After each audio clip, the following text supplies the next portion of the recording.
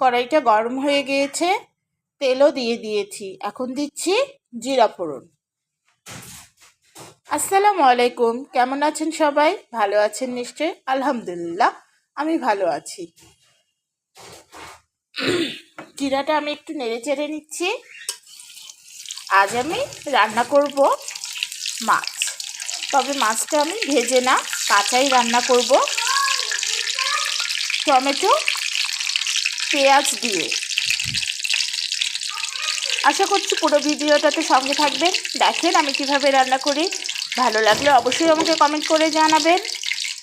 আর কাঁচা মাছ, একটু বড় মাছটা কাঁচা খেতে অনেক ভালো লাগে। এখন আমি দিয়ে দিচ্ছি এতে 1 মুঠ পরিমাণে কোচানো পেঁয়াজ।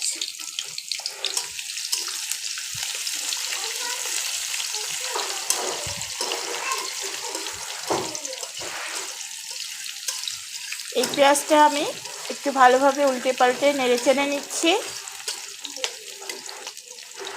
এর সাথে আমি এখন দিয়ে দিব কাটা টমেটো আর কিছুটা বাটা পেঁয়াজ।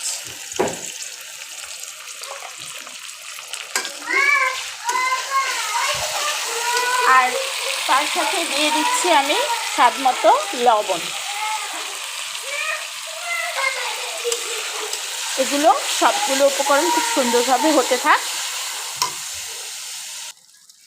দেখেন আমার পেঁয়াজ আর টমেটোটা হয়ে গেছে। এখন আমি এতে দিয়ে দিব কেটে রাখা কাঁচামরিচ।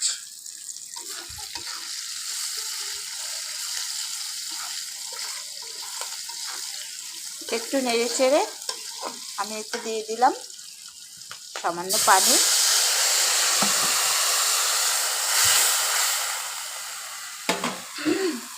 এখন আমি দিচ্ছি হলুদের গুঁড়া, মরিচের গুঁড়া, ধনিয়া গুঁড়া আর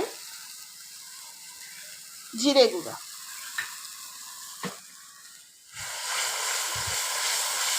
দিয়ে মশলাটা খুব ভালোভাবে নেড়ে চেড়ে নিয়ে আমি এটাকে খুব ভালোভাবে একটু কষিয়ে নেব।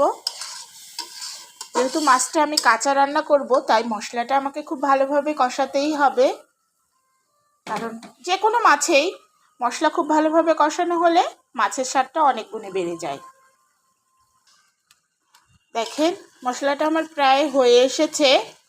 এখন আমি এই পর্যায়ে দিয়ে দিচ্ছি এতে একটু রাঁধুনি গুঁড়া বা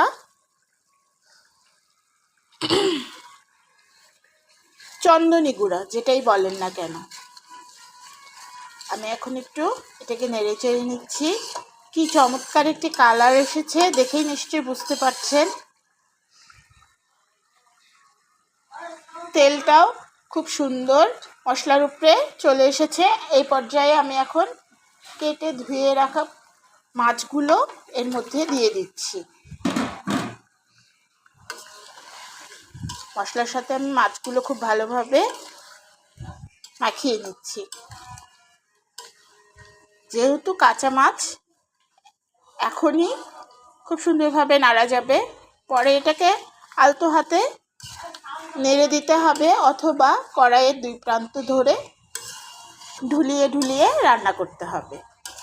আমার নানিকে দেখতাম কাঁচা মাছ রান্না করলে সে এভাবে কড়াইয়ের 2 প্রান্ত ধরে আলতো করে ঢুলিয়ে ঢুলিয়ে দিয়ে রান্না করত। আমি মাছটাকে এখন একটু ঢেকে দেব। এখন আমি ঢাকনাটা খুলে একটু দেখে নিচ্ছি। দেখেন ঢাকনাটা খুলে মাছগুলোকে আমি একটু আলতো হাতে নেড়ে দিচ্ছি, যাতে সব পাশেই মশলাটা খুব সুন্দরভাবে ঢুকে যায়।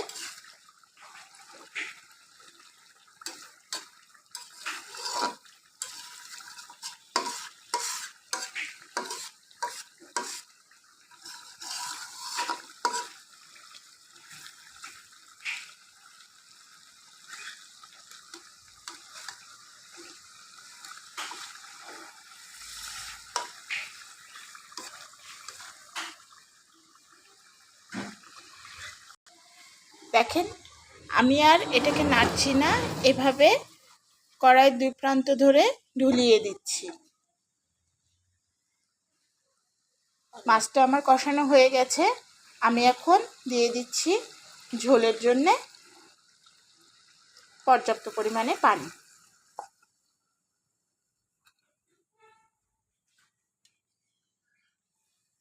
পানি দিয়ে আমি একটু আলতো করে নেড়ে দিচ্ছি। দেখেই বুঝতে পারছেন আমি খুবই আলতো করে নাড়ছি, তার কারণ হচ্ছে এটা কাঁচা মাছ।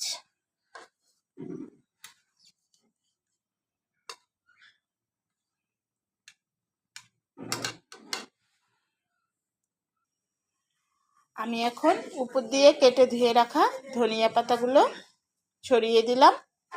দিয়ে আমি এটাকে এখন ঢেকে দেব ভালোভাবে ঝোলটা ফুটে ওঠার জন্য। এই দেখেন, আমি এখন ঢাকনাটা খুলে দেখিয়ে নিলাম, আপনাদেরকেও একটু দেখিয়ে দিচ্ছি। প্রায় হয়ে এসেছে আমার রান্নাটা। এই পর্যায়ে আমি এতে একটু জিরা গুঁড়া দিয়ে দিচ্ছি। আর কিছুটা সময়ের অপেক্ষা। দেখেন রান্নাটা আমার শেষ হয়ে গেছে। খুব বেশি ঝোল ঝোল রাখিনি আমি চুলার আঁচটা বন্ধ করে দিচ্ছি। দেখেন খুব বেশি ঝোল নেই, আর দেখতেও কি চমৎকার লাগছে, আপনারা নিশ্চয়ই দেখে বুঝতে পারছেন। কে কে এইভাবে কাঁচা মাছ রান্না করে খান আমাকে কমেন্ট করে অবশ্যই জানাবেন। আর যারা খাননি তারা একবার হলেও আমার রেসিপিটা ফলো করে রান্না করে দেখবেন, খেতে সত্যি খুব দুর্দান্ত লাগে।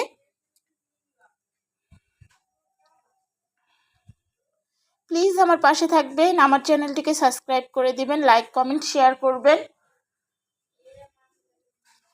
আর পাশে থাকা বেল আইকনটি সব বাজিয়ে দিবেন, যাতে পরবর্তীতে অন্য কোনো রান্না দিলে সেটা সবার প্রথমে আপনার কাছে নোটিফিকেশন চলে যায়। আজ তাহলে এখান থেকে বিদায় নিচ্ছি। ভালো থাকবেন সবাই, সুস্থ থাকবেন। আল্লাহ হাফেজ।